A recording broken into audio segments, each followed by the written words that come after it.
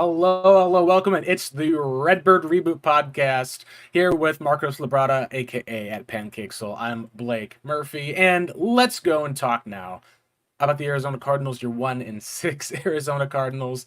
Not the most impressive game from the offense. The defense, however, did at least come to play in the end. The 3 turnovers forced was not enough to take down the division rivals. Wasn't the blowout that I anticipated, but it didn't feel like the Cardinals were close. Marcos, Cardinals now are kind of on a losing skid for the most part. It's probably not going to get any easier. What would be the biggest takeaway that you would have from what we saw on Sunday against the Seattle Seahawks as the Cardinals fell 20-10? Well, it's all the storylines that we're going to be going forth, of course, because of the fact that we're in this position. Of course, there's the talks that are coming back up again about like not only when Kyler Murray is going to be coming back, but what kind of impact is he going to have on this team? And I agreed with a person who goes, he's a YouTuber, and he made a video about it, talking about how it goes into Kyler Murray's best interest to try to come back, play well, and put us in a position where we can't make any options. It's basically like I'm not giving you guys any options at all. Then it's actually like a good thing to think that way as well. Just quiet the doubters. Don't even give us an option. So my takeaway from this game is we're 1-6, 7 games in. So now going forward, where is this team? And not only what are the storylines going to be, but what is this team's goal going to be within the next few games till Kyler Murray's return? Yeah, the biggest thing I think overall that everyone can say is after a decent start, which included a win against the Cowboys, with issues in the fourth quarter, we've really seen outside of that one big play at the end of the Cowboys game, Josh Dobbs has just not been able to really produce or put up points in the fourth quarter. One of those, not his fault. End of the Niners game, probably 2 drops where he should have gotten at least a garbage time touchdown. But he goes 19 of 33 for 146 yards. So you're talking at least about per completion. That's only going to be about, oh gosh, this is going to be 146 divided by 19. See, this is where I'm trying to do it in my head. You're looking at about just over 5 yards per, I think about 7 yards per completion. We're not even talking about yards per attempt. That usually number you want it to be a lot higher. Usually you want 7, about 8 yards per attempt. Josh Dobbs was actually pushing the ball pretty well downfield to start the season. Cardinals were able to be aggressive. I think that the lack of the run game has really ultimately hurt Arizona. Amari DeMercado did well in his role. He was able to kind of carry the ball 13 times for 58 yards. But a lot of it came to it was not a good game on third down for either team. Cardinals only completed 5 out of 15 on third down. Seahawks completed about half of theirs, 7 of 13. Arizona actually held the ball the majority of the time. They were actually running away for a while with the time of possession. Seattle was able to catch up, unfortunately, in the second half, be able to run the ball. A lot of that was due to the 3 turnovers forced by Arizona. And credit, I think the defense, and this is part of what I even said talking with this last week on the Seattle podcast, the Cardinals had basically one way to win this game, and it was that their offense was able to be efficient, maybe get a big play or two, run it effectively with DeMercado, and force turnovers while not turning it over themselves. Well, Cardinals did just that. They forced 3 turnovers, and unfortunately, they were not able to put up anything more than 10 points, including a miss by their field goal kicker that probably would have kept it within a 1-score game at the end.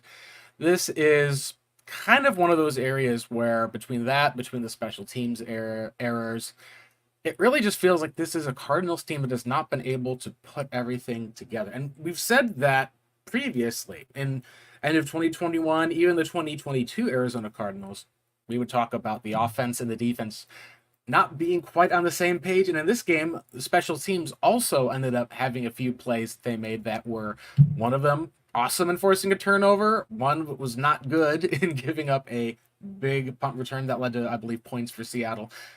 And then, of course, there's that 4-yard pass on 4th and 9. What do you feel like was the biggest root cause of the issues for the Cardinals, specifically against the Seahawks team, Marcos? I don't understand where this whole conservative type of like play calling when it comes to like how most of the throws were not even past the sticks.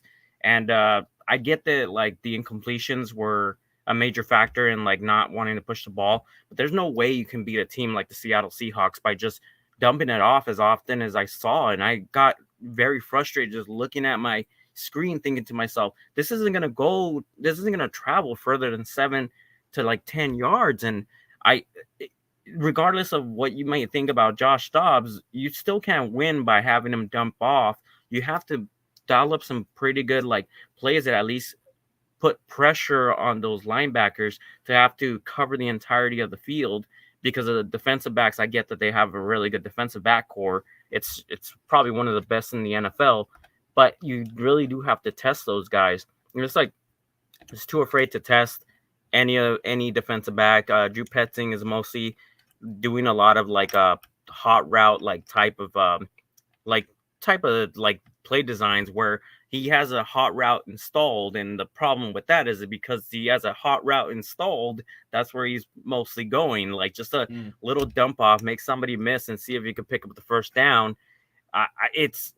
That's not winning football. And oh my god, I don't even know what to say about that fourth down play. I was agreeing with the guy who was doing the broadcast. Forgot what his name is, that linebacker from the Saints, part of Vilma, that. Jonathan. Yeah, Vilma. Jonathan Vilma. One of the guys that was on that team that I really hate.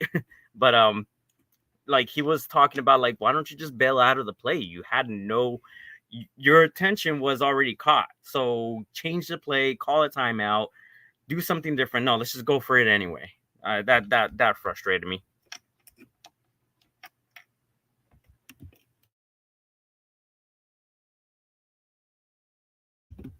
You're muted. Oh, thanks so much. Yeah, the beginning of the game was where the most significant issues are. Just looking here, Arizona started off, and it felt like it was we call it a 6 and outs, where you basically get one first down and then you go 3 and out after that. They kicked the ball back to the Seahawks. Seahawks were able to get some ground, got into Arizona territory, and then defense was able to actually hold them. There was a sack by Zaven Collins. Essentially, they ran a bootleg, and Zaven kept contained, which is something that we would see all too often. Marcus Golden or other edge rushers would get sucked up inside on that play action. He stays contained, is able to bring Geno Smith down, and then it's 3rd and 15. You basically force them out of field goal range, back across the 50-yard line. They end up punting it into the 13-yard line. Great punt, and you go 3 and out right away from your 13. With essentially, this is kind of like the unfortunate nature is you have a incomplete pass short left. You have Amari DiMercato goes for 5 yards to get it 3rd and manageable. A lot of those times you just don't see 2nd and 10 runs do as well. Arizona's ground game, for what it's worth, they were at least efficient and got the team into those positions. But on 3rd down, you had a missed pass at least to Rondale Moore, and then you end up having the punt, at least for the most part, there. That goes all the way to Seattle, and they end up getting the ball back at Seattle's 40-yard line. Now, that's the classic Pete Carroll play the field position type of game. They will love being able to use a big-legged punter to try to pin you deep, force you into a 3 and out, and then take over in pretty good field position. They essentially were able to just run the ball with Kenneth Walker for a huge 25-yard play, and then the very next play, you see on the tape, Budda Baker and Marco Wilson are both on one side. Andre Chacher, it looks like, was the other safety. It seems that he stayed in the middle of the field versus taking Smith and Jigba. Whether that is, my assumption is that it's on the safety, because usually Budda's not the one to make some of those mental errors. Maybe it was him being out for 4 weeks, but there shouldn't have been a way that he and Marco were on the same spot of the field on the same receiver. It's a busted coverage. Smith and Jigba has had like 100 yards total on the season, despite being a first-round pick.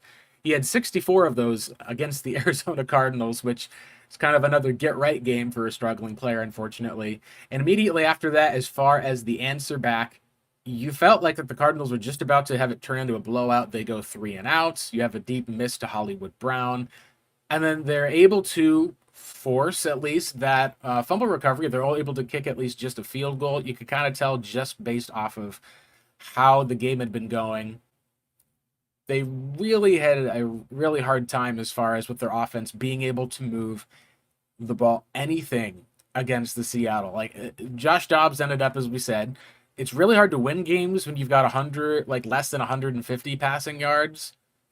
It's hard to win games when it's just 200 passing yards. It's a very different type of NFL. And like you said, whether it was a conservative game plan or whether it was hitting a lot of different areas of checkdowns, I do wonder how much the lack of DJ Humphries potentially scared both the play caller and quarterback. Kelvin Beachum didn't look great out there, but it wasn't like he was giving up sacks left and right.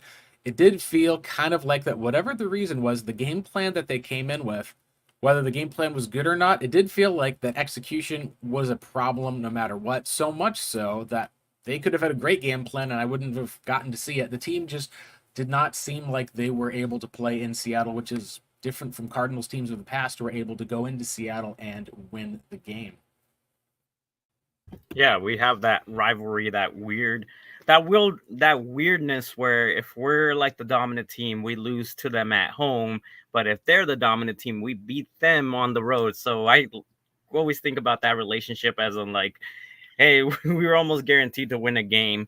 And as far as like when you said, I will piggyback on what you said about Buda Baker. He sometimes has his best games against the Seahawks because he's from Washington. So he's playing in front of like what you would say is his home crowd per se, but he always shows up and he always has like he has like one of those, he would always have like one of those plays where it reminds you why he was like essentially a Pro Bowl and even at some points even an all pro type of safety. So I would love to see what happened in that play as well. I'm pretty sure it's just a share, just somebody needs to put him on the bench again. Like he should not be starting. And I'm not trying to be too harsh on Shasher, but it's a big responsibility to take on the position, especially when your cornerbacks are the ones who are needing more of the help. So if you don't have a strong cornerback group, you at least need safeties that can help, pick up the slack for certain play calls. And if you don't have either of those, then yeah, that's when breakdown and coverages happen. As for like the offense, once again, I can't tell you how disappointed I am with DJ Humphries. I did mention at the beginning of the year I thought it was a mistake to get rid of Josh Jones, and it looks like why have the more expensive option that's shown that he sometimes can't even finish a full season, and he's going to be making mistakes like that as a captain. That's completely unacceptable from that perspective, and I really hope that I don't think anything's going to come of this because he's so beloved, but I really hope JG does make that a point, or Drew Petzing, that he needs to be on the field. So I'm going to start making a campaign to switch Paris Johnson back to the left side, put Kelvin Beachum on the right. If any circumstance like this happens, he had no business being on the left side when you have a guy that this team moved up for that didn't look good last night. Yesterday. I'm not going to sugarcoat it, but I trust them to see, hey, how does this guy look at left tackle? If he looks like the type of pro that we're expecting, because when you move some of these players from left to right, right to left, they start showing up. Why you draft them that high? Let's see what we have in them. Yeah, and some of that, at least for the most part, Parrish didn't have a good game either. They did struggle, at least for the most part. I think his boy Mafe was able to get some sacks, especially in the fourth quarter where the Cardinals were just having to go for it. To me, the turning point of this game was you looked at every time that Seattle was able to score. There was only one time, I think, where it did really feel like the Cardinals actually took the edge, and that was after they forced a punt from Seattle where the Cardinals were able to kick that field goal. They hold the Seahawks to a punt, and then they're able to essentially, in 8 plays, drive down the field using Amari DiMercato was able to pick up 18 yards on a play. They were able to have Michael Wilson pick up a clutch first down on 3rd and 7. And then you ended up with a interesting spot where the quarterback, Josh Dobbs, was throwing a pass to Michael Wilson. Why is it going there? Devin Witherspoon ends up picking it off, but they end up calling a penalty for roughing the passer. I don't feel like that should have fit everything for rushing the passer, but if he did hit the head, then that's the definition of it, which is unfortunate. I think there's a lot of problems as far as it's an offensive league. You have to be able to adjust, but there's cases and sometimes where, that was essentially Josh Dobbs throwing up a hope and a prayer. It was underthrown, and the Cardinals end up actually have it first and goal at the Seattle 25. Josh Dobbs pulls it on one of those read options with the QB keeper and is able to score up the middle. At that point, Arizona has the lead. They immediately give it up on the very next series to Seattle. And Arizona ends up taking the ball, and it drives all the way, unfortunately, down the field, try to Hail Mary at the end of the game. You really felt like at that point that it took the Cardinals, I think it was they started with the ball with 4 minutes left, and they ended the ball without barely even getting into Seahawks territory at the Seahawks 49-yard line. So, like, they just had errors, penalties at least for holding. They had one first down at least after the holding call. They were able to at least have another call that at least was a defensive holding call that was declined. But really, at the end of the day, the other turning point was coming into the second half, what we talk about with second half adjustments. Seahawks go down, get a field goal to essentially take a one-score lead. Cardinals go 3 and out. Seahawks then probably should go down and put the game out of reach with another touchdown. Like, they're at the Arizona 16-yard line.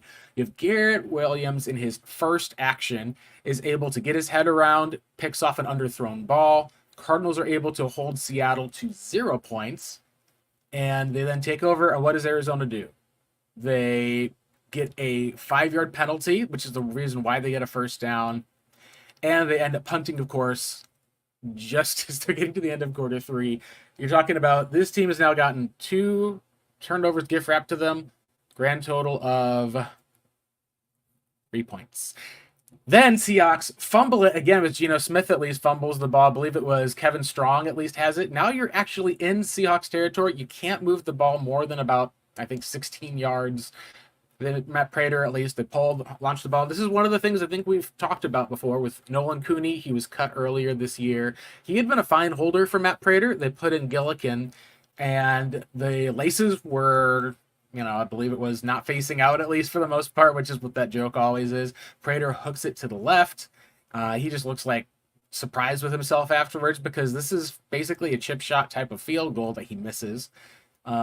You end up then at that point just feeling like the Cardinals they don't have it. Like, it just goes back and forth for a little bit. You're still only down by 1 score. But at that point, you ended up with Arizona going down for it. They go for it on that 4th and 9. And that was kind of their last gasp because Seattle very quickly afterwards, they were able to drive down the field, pick up a few first downs. Arizona uses their timeouts. But at the end of the day, they were able to get close enough into range to be able to kick a 48-yard field goal, go up by 2 scores. And that was for all intents and purposes at the end of the game. It was one of the worst offensive performances we have seen from this Cardinals team. And it's not like they were this elite defense that we've seen.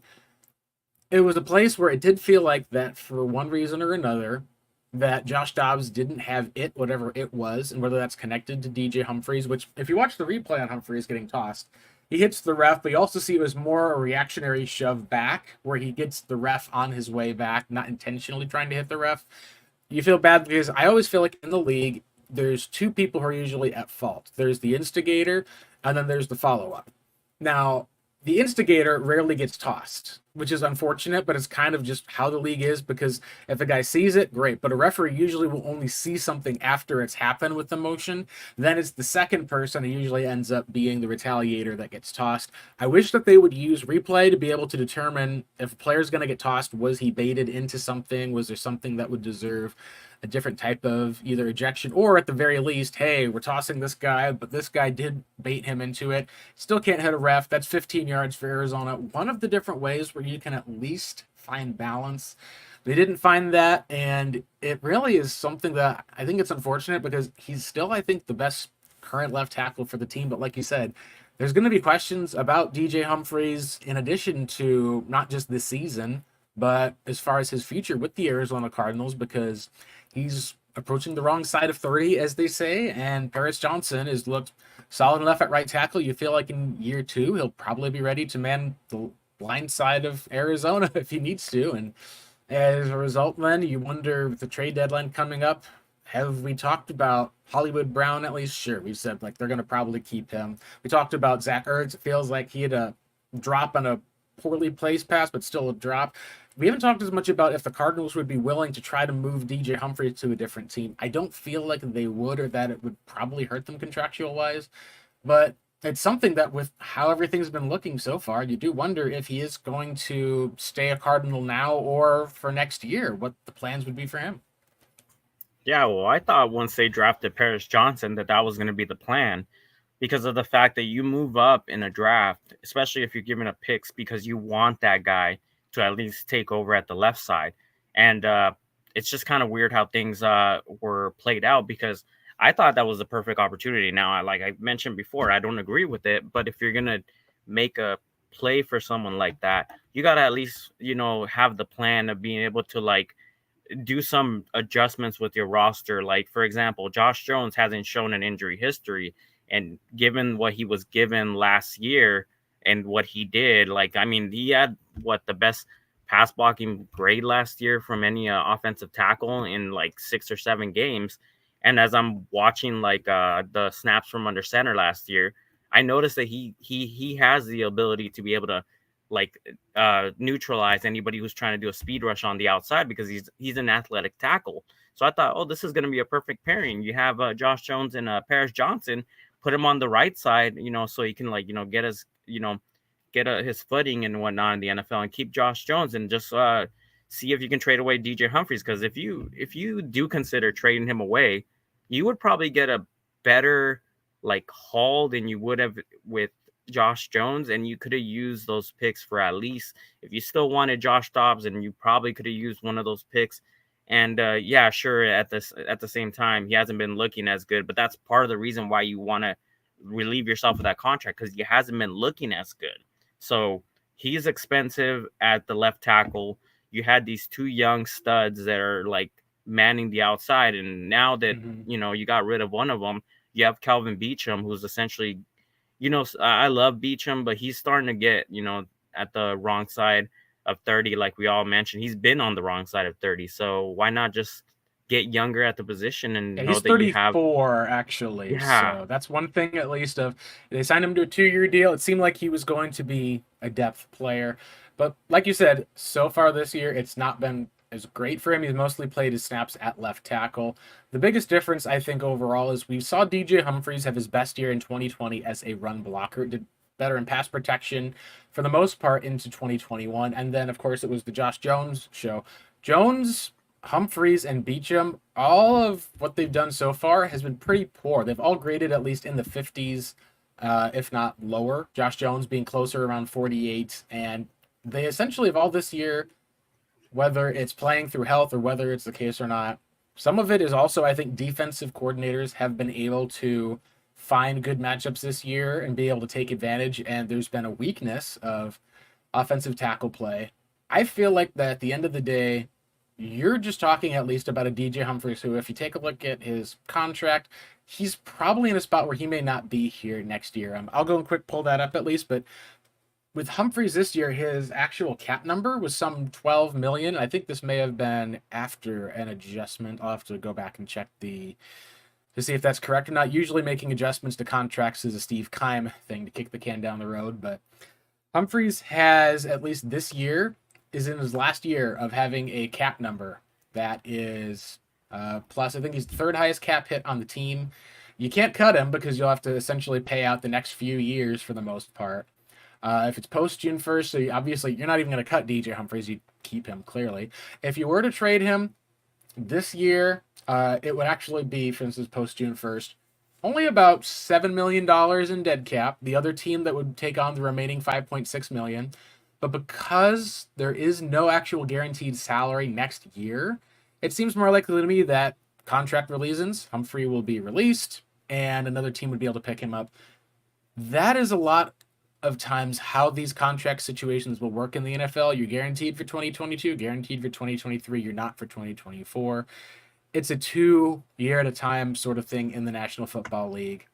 I think that the biggest question that comes up from this is how big of a need is upgrading at one of the other tackles because you have a Paris Johnson entering year 2. And there's also other places like there's the left guard position. We can talk at least about how Tristan Colin, He got in there for the most part. We're able to see at least it wasn't great as far as his first time around. It was at least effective. We'll have to see what the health status is of both Dennis Daly and Elijah Wilkinson. And you also have to figure out, are you going to bring back Peltier Froholt at center? Do you think that you can upgrade? He's been a starting center, but if you're talking a top 27, 28, maybe top 24 center, is that going to be good enough for the rushing attack they want? I think that it's fine given the needs that this team has and how often they run off tackle to check out the interior of the offensive line. But Yeah. we've also talked about a defense that for everything that they did, they forced 3 turnovers and we're still giving up, 20 points to the Seattle Seahawks. If not for those 3 turnovers, they probably give up that 30 points again. And this is a place where you look at this team finally at 1-6 and go, okay, we came into the season, Cardinals got a win. You're saying this isn't the worst team in football. The last couple of weeks, they've played poorly enough that now they're up there with the Carolina Panthers, who had a bye this week, so they didn't play at all, as essentially the number 2 worst team in football. Yeah, and Panthers have 0 wins on the season. The Cardinals had not beaten the Cowboys, which I'm so grateful that they did, because their opponents have gotten tougher. And by not getting a win against the Commanders or the Giants, we've really kind of seen what this team is against competing teams. And it's just accepting that this is kind of the team we thought it was going to be. They're not doing well on offense. The defense is leaky. And even when they have a good game, all it takes is, an error on special teams for the most part. And it seems like that they'll deflate. And I'm curious to see where they go from here, especially since big news, obviously, is the expectation that Kyler Murray could be coming back in the next few weeks. I think it's pretty clear, though, Marcos, that he can't single-handedly fix this entire team. I think he could do a lot if he plays effectively, but that is, I think, ultimately a lot of fans are kind of coming to that realization of this team is maybe not as competitive as we thought with the injuries that have occurred and with the tape now being out, despite the efforts of this coaching staff, including Nick Rollis and the defense yesterday. Yeah, and of course, we always have to mention the adjustment that it would take. As of last year, I was taking, charting the snaps from under center. They had 4 pass plays from under center. And I think there was 3 incompletions, and one of them was probably like a 6-yard pickup. And it was just a quick little, throw underneath. I think it was to Zach Ertz. So other than that, what I'm noticing is it's actually surprising what I saw. So with Colt McCoy, when he was under center, they didn't really try to pass the ball very often. They did run the ball quite a bit with Colt McCoy in the games, but the one that had the most success last year was David Blau. Like he looked the part when he was under center. Like there's this depending on what kind of play caller, like what type of what you're trying to do, like running a bootleg and running play action are completely different types of plays that you have to get your footwork down. So that's the one thing that Kyler Murray does need to do. He does need to get his footwork down, and he'll if he adapts to that, that obviously means live snaps from under center so he can finally get his timing down. But if he gets that timing down, that's going to be the biggest area for him to be able to to improve and whatnot. And another thing is because he has that tendency to put his head down and just start running for the first down. Obviously, this year is not going to be that same instance with his knee being that way. He's going to have to step into the pocket, and that's going to be another big challenge because if he steps into the pocket, these players are closer to him, which means the wall is getting taller in front of him. So that's it. And I just wanted to go over the grades, and I know grades aren't the end all be all, but they're pretty good when it comes to evaluating offensive linemen, because of the fact that looking at an offensive lineman and what his technique is. And, obviously, when you have the end zone angle, you can evaluate them very well. So I do give them a lot of props about being able to be on point when it comes to those. DJ Humphries has essentially, Paris Johnson has a 53 overall grade. DJ Humphries' grade is not even far off of that. His grade is 55.6 at left tackle. Josh Jones and Josh Jones is it's actually negligible because he's not on the team anymore.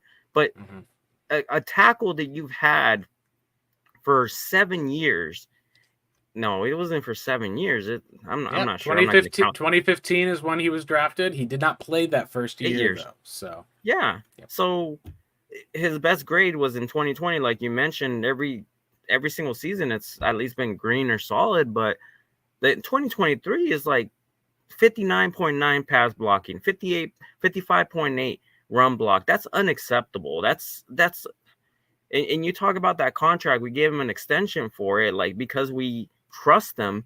Well, what's going on here, DJ? You gotta like that. You definitely have to step up when it comes to that. Meanwhile, he gave up 3 sacks, and Paris Johnson up to this year, he has given up 2 sacks. So he's Yeah. I, Now, I I do think would they've slid a bit more tight end protection on sometimes, but there's other games where you watch Paris just locking guys up, and I think it's been the last few weeks, not just of teams adjusted, but you've seen Arizona, while they've been at least effective enough in running the ball, they're only getting it like 4 to 5 yards a pop, and they're still taking on their 1 or 2 yard plays, maybe a 1 yard loss. Where they were getting previously one of the highest percentages of 20+ yard runs. James Conner was running like a maniac. They were getting some large runs.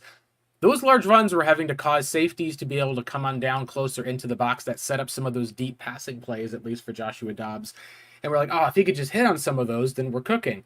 Without James Conner, who's been there in the lineup, and with how they've had to shuffle things around, it does feel like the offense has been more out of sync. Even with them being able to, they're not like losing 4 to 5 yards each play. The Cardinals are just not doing a good enough job of having a balanced offense. But the other thing I think you can say is, and this is something you can just look at from this last game, it's still Marquise Brown having the best grade. It's still not even in the 70s for the most part. Rondale at least seems to be having his kind of couple of snaps a game at least that he's able to get and use some of that explosiveness. This was a bad game from the offensive line. Seattle was able to effectively just go after them for the most part. It's the lowest grade that we've seen, at least, not just for Trey McBride of the season, but Paris Johnson. Once again, Michael Wilson just barely gets any targets, plays about 56 snaps on the day. You follow the first true action for Kelvin Beachum, but the biggest thing I think with Arizona overall that we're seeing is that this was kind of a game that, for one reason or another, they were still able to kind of try, and maybe I think it was the game plan. Their goal was to seem to attack the intermediate areas. You can see that the vast majority of Dobbs' passes were either around at the line of scrimmage or within 5 yards, or within the 10 to 20 yard range. There's only one pass they even attempted that was more than 20 yards, and I think that that goes hand in hand. It felt like it was a game where, for one reason or another, Cardinals just weren't able to protect. Maybe Arizona came out and said, hey, they're doing really good job with these safeties covering deep. Their linebackers are going to have to tackle. Let's make sure we can attack them with a quick passing game and hit them in the intermediate. And they really weren't able to get it to be that way. You can see with Amari DiMercato, he had a couple of times he was able to get outside, but for the most part, he got bottled up inside on the run game. I think that what we saw in this game was just something where, whether it was coaching that happened or whether it was just this area where when DJ Humphries went out, the offense just kind of turned into a turtle, tucking the head inside, tucking the arms inside. It did feel like this is a Cardinals team that had lost some of that aggressiveness that they had earlier in the season. And I do wonder how that will play out, because let's be honest, the next 2 games that they have coming up are going to be at home against the Baltimore Ravens, who blew out the Detroit Lions the other day. Their defensive coordinator, Mike McDonald, has been putting on week after week clinics as far as for how he's using that defensive personnel in some great ways, whether it's being able to fit the run or being able to actually bring pressure from surprising areas, kind of how we talked about Nick Rallis earlier in the season. They also have actual pass rushers in Baltimore. And that's not even talk about Cleveland and Myles Garrett, who had a bad defensive game the other day with a running quarterback in Gardner Minshew. But some of that was also just due to the Browns had to go to their backup quarterback. No one knows what's going on truly with Deshaun Watson. And I think that we're probably going to be looking at two of, if not the best defenses in the National Football League that are the Cardinals' next few opponents. That's going to make a really rough landing if you're going to start Kyler Murray for either of those games.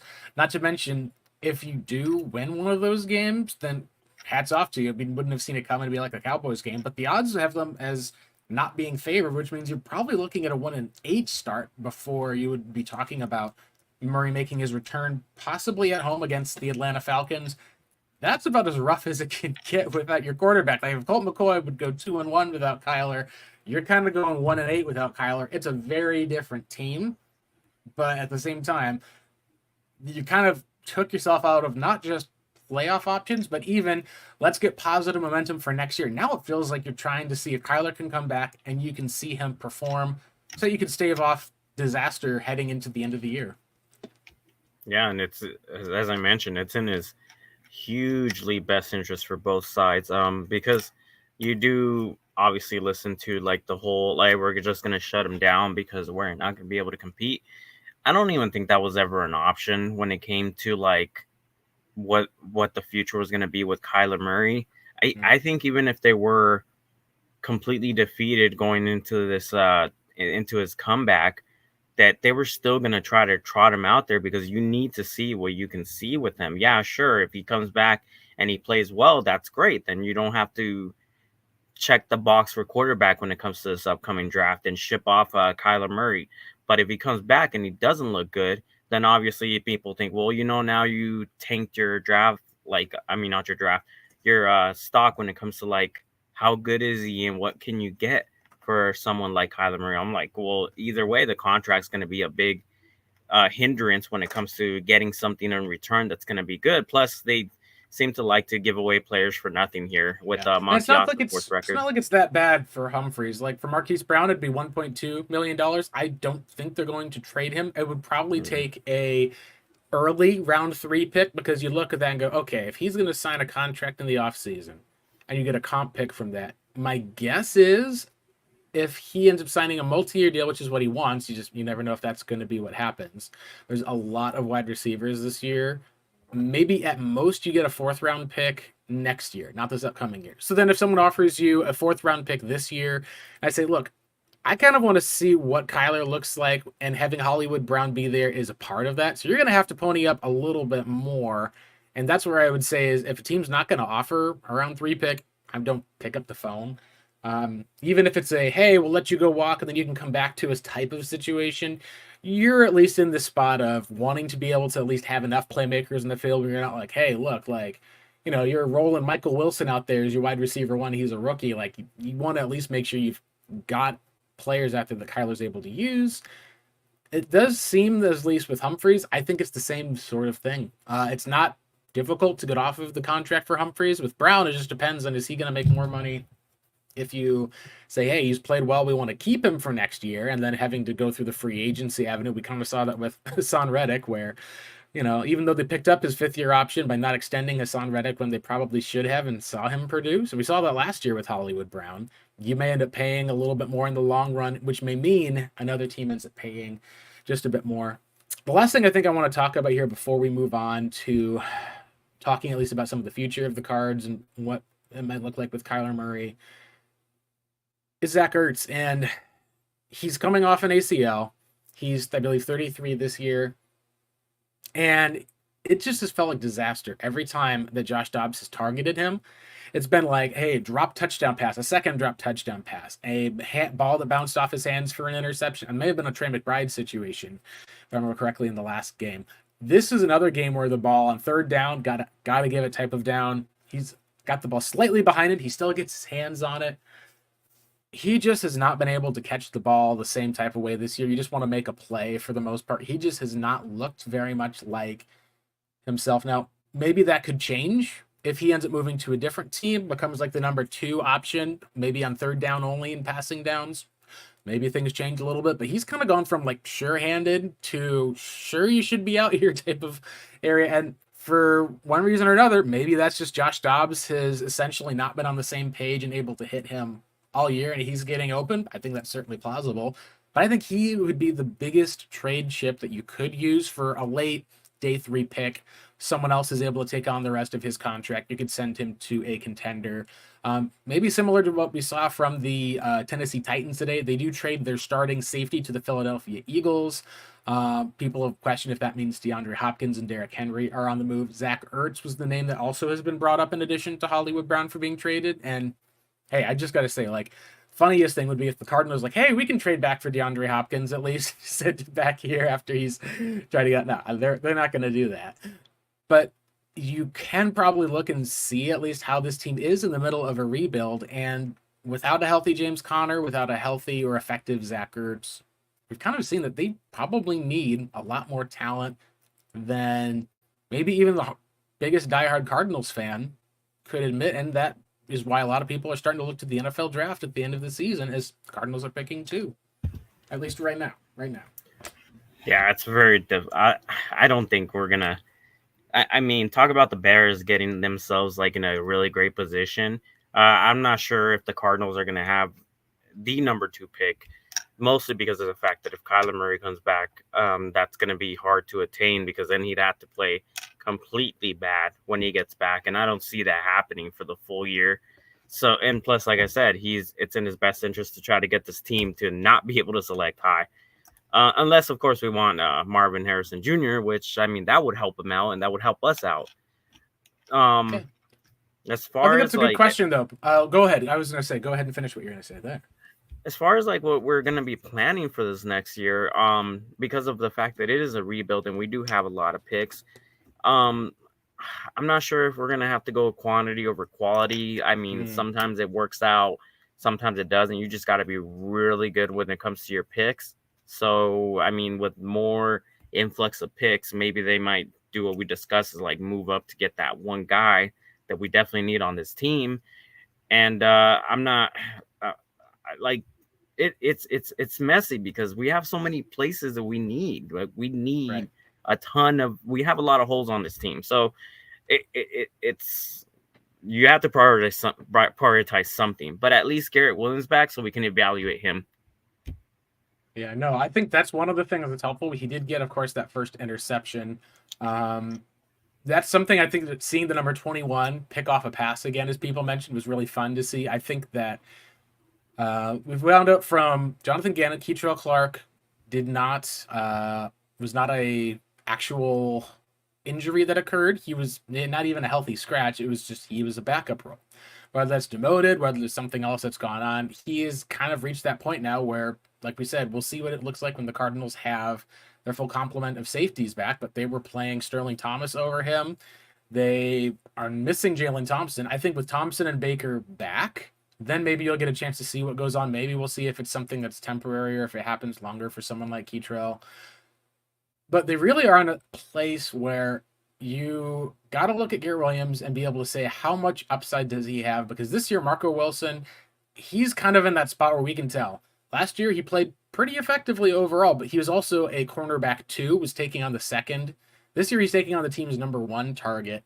And it's gone from being primarily like decent and effective to you're kind of getting burned for a big player making a mistake pretty much once a week at least at this point. And corners are going to make mistakes all the time. Like even the best cornerback is going to get burned. But it's to a level where you're recognizing, okay, like this secondary, they're basically Buddha and Jalen. We'll have to see as far as for how long they're going to be around for the long term. At least right now, you've obviously got Buddha's contract restructured. We'll see what that looks like in the offseason and next year. Jalen Thompson until 2025. You're probably going to need to have at least someone like a Garrett Williams be able to hit. You have to have someone like a Keitrell Clark be able to hit and be able to sustain being a solid starter.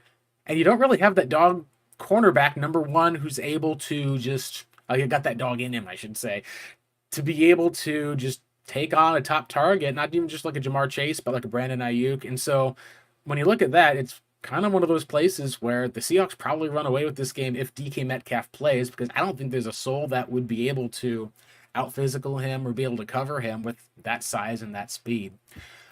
So as a result, you're, like you said, you're kind of in that spot of if this is part of we're evaluating players, we're seeing where they're at for the future of the Arizona Cardinals. For a lot of players who've gotten opportunities with veterans going down, the evaluation has honestly not been going all of that well. And that's unfortunate because it feels right now like, all right, you got maybe Zaven, maybe he's a guy that you can keep at least, had a sack the other day, but you're probably not wanting to sign him to a huge deal. You got Kaiser has been playing well, but at least on the defensive side, outside of your safeties, you're kind of looking for someone else to emerge overall. BJ Ojolari, from what I believe, has been playing a bit hurt through the season. He may end up being more of a year 2 breakout player anyway, but like I said, it's a different dimension where you get to a level of the Cardinals are not a competitive team to the point where, okay, even if they bring back Kyler, they may win games again, but they're not still going to win a lot of games. I thought that was something we could probably go over real quick with a quick projection. So we got the rest of the Cardinal schedule here. Let's assume that Kyler Murray's not coming back against the Ravens. Perhaps he comes back against the Browns. I think it's far more likely to circle that November 12th game against the Atlanta Falcons at home. You've got the Ravens, Browns, Falcons, Texans, a team that is 3-3, is just outside of the playoffs in the AFC. You play the Rams again, who, as we saw, basically were able to own the Cardinals last time, despite Arizona taking most of their passing game away. Cooper Kupp got his 150 yards. Kyron Williams is out, but they ran the ball effectively without him, at least for the most part, in that game. You play a Steelers team that is 4-2 right now, and you finish up with a crazy finish. The 49ers, all right, you play the Bears on Christmas. Merry Christmas, Cardinals fans. You don't have to play a playoff team. The Eagles and the Seahawks will likely be either jockeying for a playoff spot at that point, if not already cemented and in the playoffs as a playoff team. Marcos, let's go game by game real quick. Do we want to say that the Cardinals down the stretch, what would be kind of the win-loss that we would look for them, and how that might be affected if Kyler Murray comes back and is able to maybe not be the Kyler Murray we know and love just because he's coming off an ACL, but at least being able to be effective enough to keep Arizona in some of these games? Well, yeah, that's a gauntlet right there. The Ravens.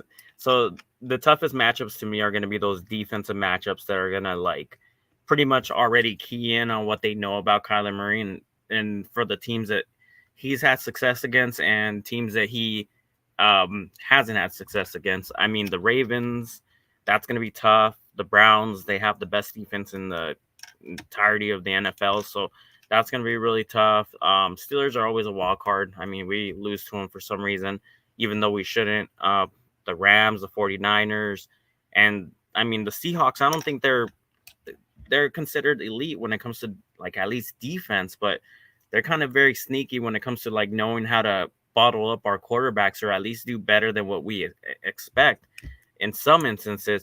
The interesting matchup right here is going to be against the Eagles. He did really well against the Eagles last year. I actually wrote an article about how he had his like best game on film was against the Eagles because he kept attacking that middle part of the field and just kept throwing lasers over that middle part where unfortunately we couldn't take advantage of any linebacker walling off any of the number 3 receivers. And it was both him. It was very interesting because it was both him and Cliff Kingsbury seemingly running the offense symbiotically, where they knew what to run, how to do this, what to attack, what plays to call, and Kyler Murray coming up to the line and rushing everybody to the line of scrimmage to know what he wanted to do. And he actually audibled into a very nice play. I think it was to Benjamin for a touchdown. Right. He saw something happening. Yeah, he saw something happening over the middle, and he delivered on a Texas route. I actually should someday just go over a lot of those clips because it was very impressive, and that's what he can do when he's at his highest potential. Obviously, we lost the game, and I don't like the whole sliding, but either way, that's what I see when it comes to like what gauntlet he's gonna have to face, and I think his best matchup is gonna have to be against either one. It's crazy as it sounds. Maybe the Eagles again if they retain the same scheme. Obviously, now you have a Jalen Carter that's having a crazy year, and the Texans are probably about as sure as like a confidence builder, although they're doing way better than what we expected. Yeah, their quarterback has played very well, and their defense has been playing very well, even with Will Anderson there. Obviously, things can change. Falcons, they're kind of And the Bears. a wild card. Bears are also welcome. Bears won this week. They take down Josh McDaniels, the guy who seems to be like what's the most embarrassing loss you can think of? Kicking a field goal when you're down 8 instead of going for it on 4th and 1 is an example. Losing to a rookie undrafted free agent who they basically handed the ball off and he just kind of managed the game with more dink and dunk passing. They dropped that game against the Bears. I think this is theirs. So let's go game by game. Cardinals, Ravens. I think we're pretty sure that one's going to be a loss. And then Cardinals, Browns. If you can force some turnovers and maybe see how their defense is, but if that's not a Kyler Murray game, and I don't think it will be on the road in Cleveland, I think that one's probably a loss too. Do you agree or disagree with any of that, Marcos? I agree with both of those. And now we get into the return part of the schedule. The Falcons, the Texans, and the Rams. Rams defense is not great, We have seen at least that their offense with Matthew Stafford has played well. Even when the Cardinals were able to stop the passing game, they're running the football. I would say that between that stretch, your best chance, I think, is you could get one win out of those three. I don't know if you're going to be able to. I think best case scenario, obviously, if you get Kyler back and you go 3-0, then we're not talking about anything different. I think that his return might be the catalyst that you could propel yourself to a win. It really will be interesting if the Falcons are able to run the ball all over you, because I think this Cardinals defense could fool whoever their quarterback is. So it's really going to come down to, can you stop the run? And is James Conner going to be back by that point against the Falcons game? I think that one's the one that's be probably the best chance of a win. I got them with them have them losing against the Texans, although close. CJ Stroud, I think, is just probably going to be in a little bit more of a shootout. And I would say I trust the Texans defensive backs. Maybe Jalen Thompson ends up being back, and we're talking about, Arizona seeing Garrett Williams come in. That one I think is more of a coin flip. And then the Rams game down here, I have that as a second loss, because at the end of the day, it just feels kind of like the Cardinals and the Rams have just kind of had their number, especially in the Cardinals' home stadium. I could see this being like the most winnable stretch of games over here with heading to them and then the Steelers. I think that if you can go 2-2 down that stretch, best case scenario, I feel like that they may go 1-3, and just because we don't know if there's going to be more attrition, different injuries, maybe you get Kyler and Connor back healthy and that fixes it. What are your thoughts, at least on the next 3 to 4 games in this stretch, Marcos? How much do you see the team winning or losing? If I was Jonathan Gannon, that Falcons game has to be one of the most simplistic type of game plans. One of the weakest parts of the Cardinals have been stopping the run, and that's what the Falcons are good, and that's what their identity is. So that right there, with that game, if you want to win it, you have to do the one thing that you haven't been able to do for the last 5 or 6 years, to stop the run, whatever it takes for that, and try to make I forgot what the quarterback for the Atlanta Falcons is, make him throw the ball to be an effective offense. So that one, it's inexcusable if they lose that one. So I believe if he gets his game plan on point, the Falcons should be a win. The Texans, I think that has to be a win, even though it's like one of those situations where whichever team wins is like, okay, either way, if the Cardinals win, they lose spots. If the Cardinals lose, then they just lost to the Texans, who, I mean, the picks are going to be like, probably switching around at that point, unless the Texans are really doing well. The Rams have our number. I don't know, and I don't understand why. It's just Sean McVay, for some reason, has put a curse on this team. Maybe it was because of what Bruce Arians said about the Rams before, when they were coached by another head coach that no longer is coaching the Steelers. That one's sneaky as usual for some reason. They always have our number as well, even though sometimes I would think that we're better. So I think it's going to be better be a win, loss. Yeah, I think if it's a win, loss, if you get 2 wins there, that I think is probably your best case scenario, because you go into then a game where I think I see 2 losses right away. The Niners, I think this is a spot where Christian McCaffrey's playing tonight in the Monday Night Football game. I think that the Cardinals, just with where they're going to be at, despite it being a home game, it's going to be, I think, at least near the end of the season. I don't think the Niners are going to just let up, because I just think that they're just too good on the offensive defensive side. They may still make a trade trying to go for that Super Bowl. Eagles just made a trade today, shoring up their weaker secondary, getting a top 10 safety. Now, granted, I think I've said this before. I've had someone who says all the time Eagles had interest in Buda Baker. That was one of the most rumored players that the Eagles could try to trade for. Arizona said, we're not selling. Like, don't inquire about it. We want him to be like one of our guys for building this foundation.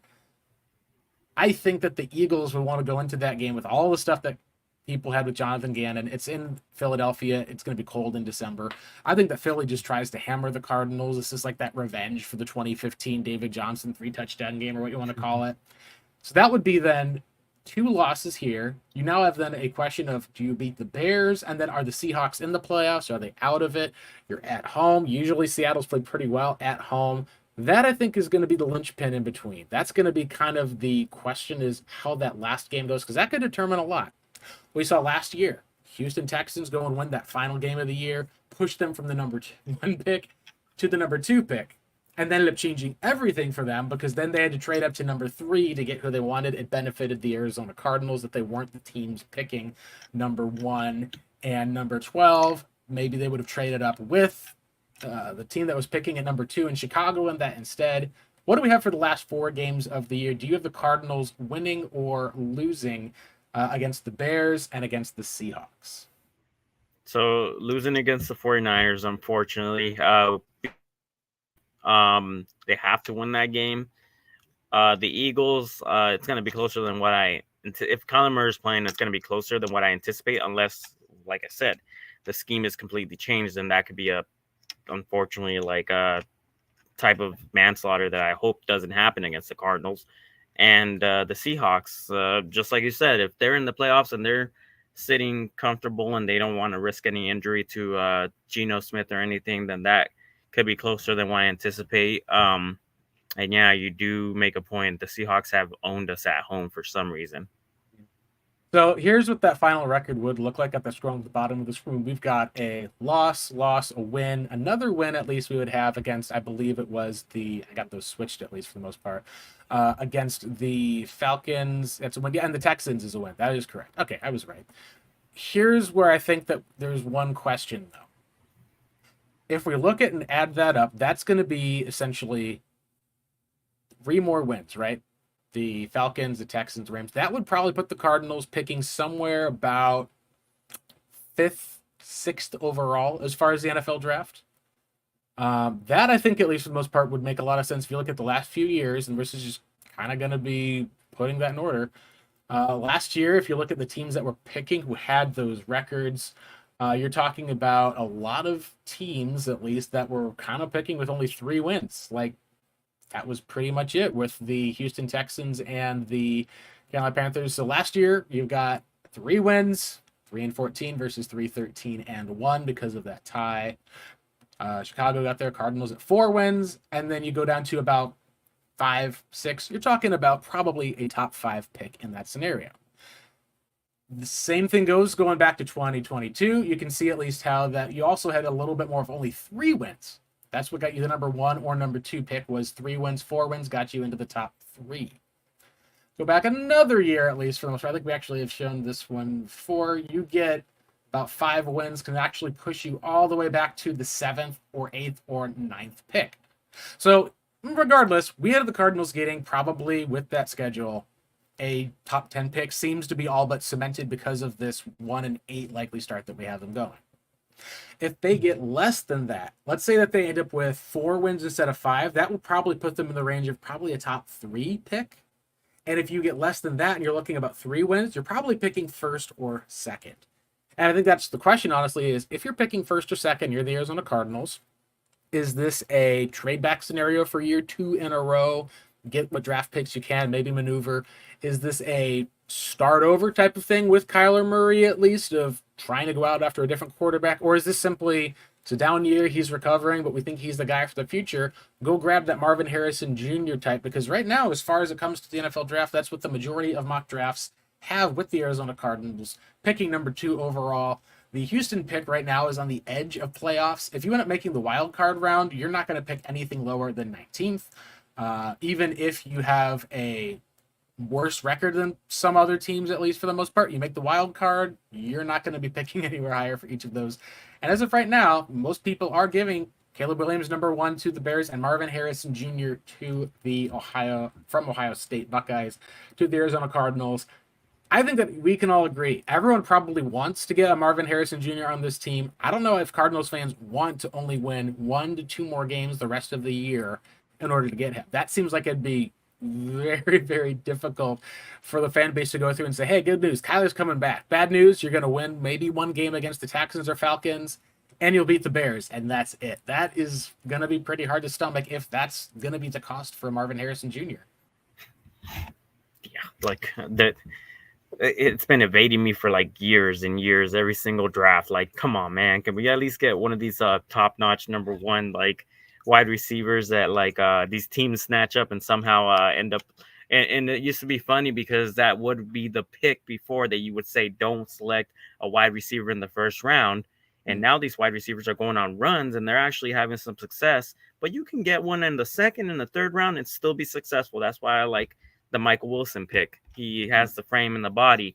Um, it's just looking at that list, and yeah, I would say that the sweet spot would be number 2, because if we're out of that number 2 pick, unfortunately, and because the Texans are deciding, hey, we're going to play well and put ourselves out of the top 10, that would be the sweet spot for us to at least grab that type of wide receiver. And then obviously if the Texans end up somewhere between 10 and 15, at the very least we can try to address something with like a defensive either edge rusher, a defensive tackle, or a corner that we desperately been needing, especially if this continues with Marco Wilson. I think Keytro needs to be in the slot. I think they need to just quit messing with him on the outside, put him in the slot, make him play most of his snaps in there so he can lock down that position as our apex defender and let him develop there, because he even himself has said it's harder to play in the slot than it is.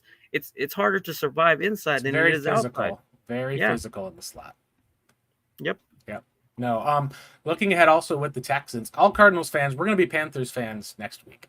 The Panthers play the Houston Texans. Panthers, if they can beat the Texans, not only would the Panthers actually get their first win of the season, put them with the Arizona Cardinals, which, given how the order is currently, the strength of schedule is still weaker for the Panthers, at least in Arizona. They've played weaker teams thus far. If they do beat the Texans, however, you'd at least be tied with the Cardinals for that record. You also would be then kind of putting the Chicago Bears in a little bit of a more kind of questionable place as far as their draft status for the future. You also would be pushing the Houston Texans to a 3-4 record. That may push it back into being a top 10 pick next week. So pretty easy thing next week. Every Cardinals fan is going to be rooting for the Panthers, I think, on the 29th. I think that as far as we talked about for what options, what fits, we've talked about the offensive line here. And I think looking at some of the people who are projected to be top talents for Arizona, I think if you're not picking at least at number 2, you may still be able to get Marvin Harrison Jr. at pick number 3 because of the quarterback situation. I think that if they pick later, as we're projecting, like near 5 or 6, you're probably looking at a player like Joe Alt or looking at Olu Fashanu. Both are kind of plug-and-play left tackles.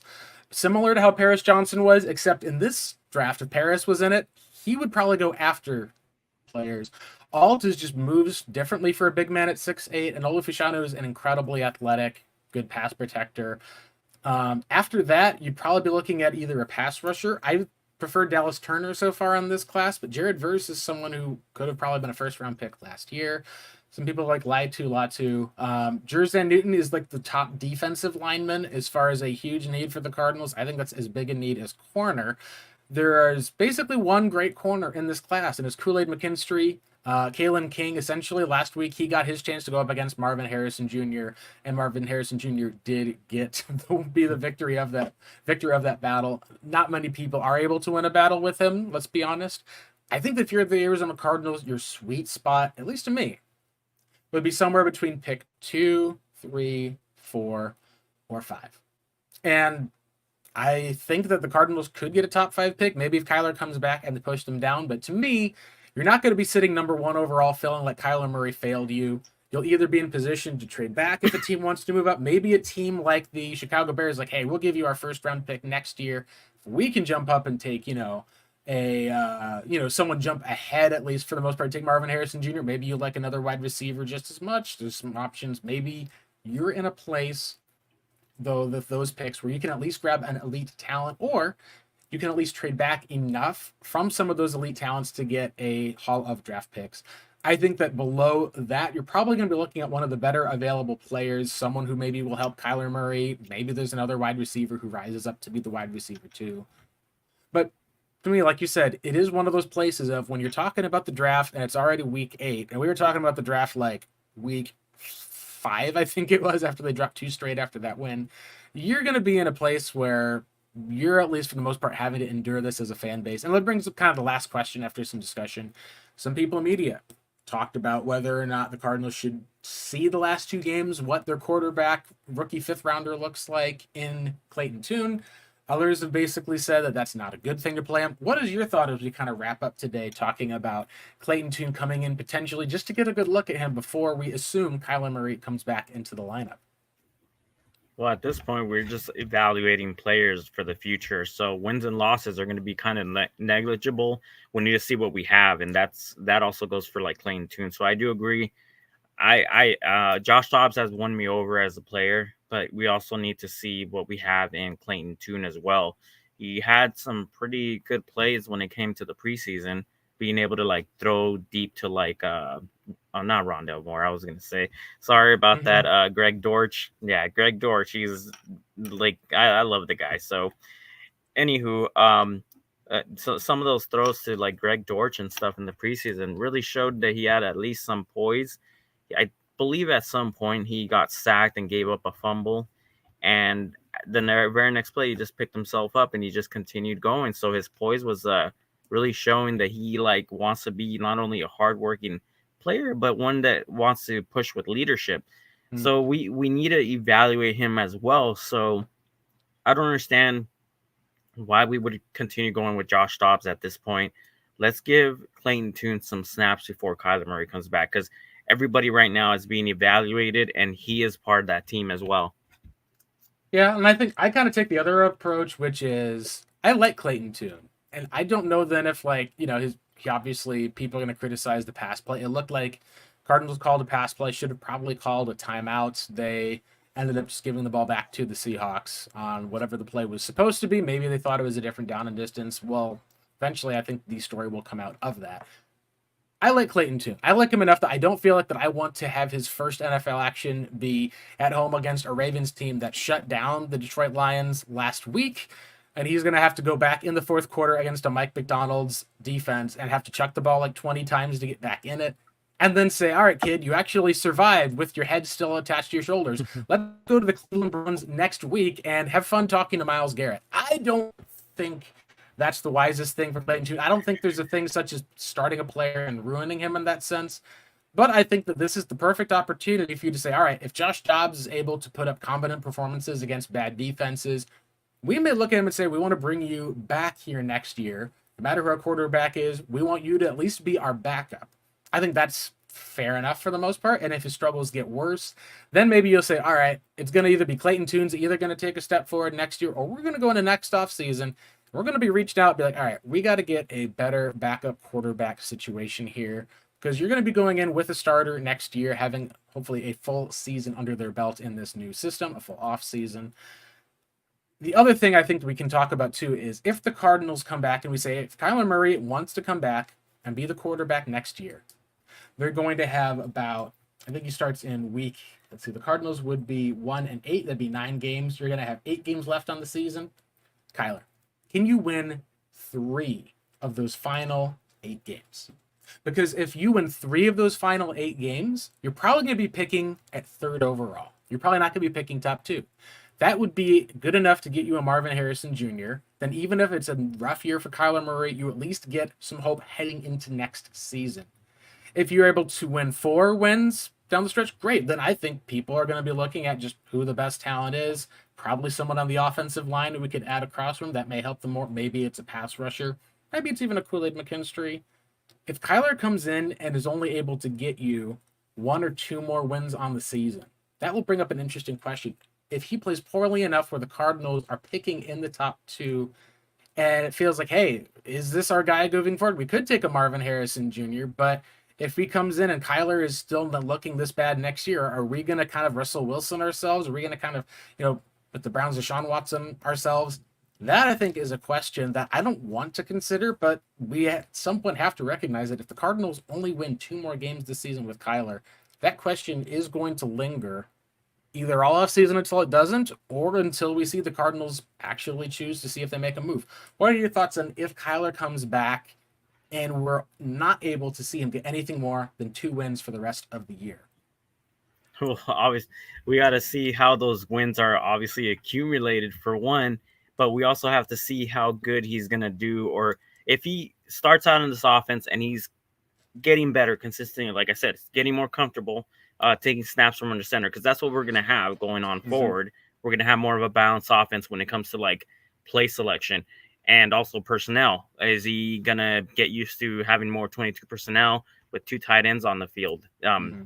Because you're going to have a ton of routes going over the middle. And so it when it comes to the wins and losses, to me that's second to what we can see from Kyler Murray. Now, best case scenario, Kyler Murray plays really well, and then we still get a high draft pick. Not saying that I'm rooting for the Cardinals to lose, but I'm saying like that's best case scenario for Kyler Murray because you still get that Mhm. high draft pick, and then he shows, hey, I'm the guy. So get me some help. Get me my Joe Alt or get me my Marvin Harrison Jr. And he's going to be my perennial 1,400 yard guy who Mhm. we're using to replace DeAndre Hopkins, essentially. Right. That would be awesome. I mean, that would be the best case for him. But just like you kept mentioning, if he comes back and he's not playing well, and not playing well is going to also go into like not winning, then those options that you just considered that we don't want to consider, but you will start having to wonder about that. And I'm gonna be like I mentioned, I'm gonna be fair in the first couple of games. If he plays well, then great. But if he Yeah. doesn't play so well, then I'm not gonna dig on him and say, you know what, this was a mistake and he's not adapting to it. It's gonna take time. Yeah, and that's the thing I think for me is I go out there and expect you to beat the Bears. Like this is probably what you Yeah. should do. You're on the road; it's gonna be tough, but it feels like this Cardinals team should be better than a Bears team. You also should hopefully have Kyler Murray and James Conner. If you don't for that game, then different story. The hard thing is, at least in that schedule, finding a second win. I can probably find a second win. Pick the Falcons, cool. I could pick the Texans, cool. Maybe they end up having Kenny Pickett struggle, and you're able to get a little bit against the Steelers. That's cool. I have a really hard time finding a third win for that team because you, I think, would have to beat the Falcons and the Texans and then be able to obviously kind of clean up against the Bears. That'll get you to 4 wins. I think that would be enough at least if you can say he plays competitively in all the other games and picks up those 3 wins. I think we're pretty much talking about Cardinals are going to add a Marvin Harrison Jr. to their team or the top tackle in the draft if they pick fourth for whatever reason. And they may even be able to move up one spot with the plethora of draft picks they have. If a team like, say, the Bears are picking, at pick number 3, they've got DJ Moore. Cardinals like, hey, you guys want an offensive tackle? I know you got one last year. You're probably going to take Marvin, but would you take this draft pick here? Maybe it's a team like the Broncos who will add a Marvin Harrison Jr. no matter where they pick. I think at the end of the day, though, I can find probably one win, and then I could probably pick a second win for the Arizona Cardinals. If they can beat the Seahawks in the last week of the year, that may be one of the more interesting games, I think, because if you're able to do that and it pushes you from, say, a top 2 draft pick to a top 5, then you'd assume at least that Kyler showed plenty in that game. You were able to at least go up against an opponent, as long as the Seahawks aren't sitting everyone. But man, it's going to be tough because from what I see right now, I'm pretty sure the Cardinals can finish with 2 more wins the rest of this season with Kyler. The third one is where it gets a little tricky, and I think that third one may be the difference between talking about a top 2, maybe top 3 draft pick and picking in the top 4 to 6 picks.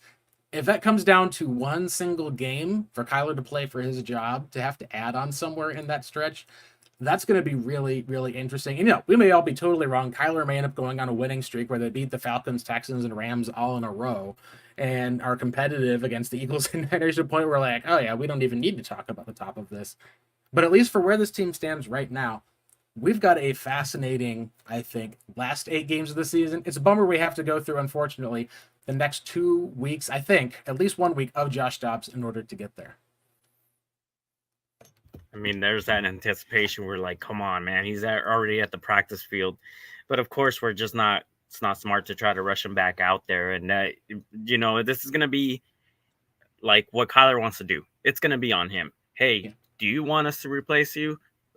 Take the question out of there. Play well like the quarterback that we drafted you as the number 1 overall pick, and there is no possibility. It's going to be in his own hands, whether or not the team considers it or not. So at the end of the day, we can be fair, but we also need to realize that like this is Kyler Murray playing for his career, at least with Arizona. So I honestly just can't wait. I wish he was on the field now.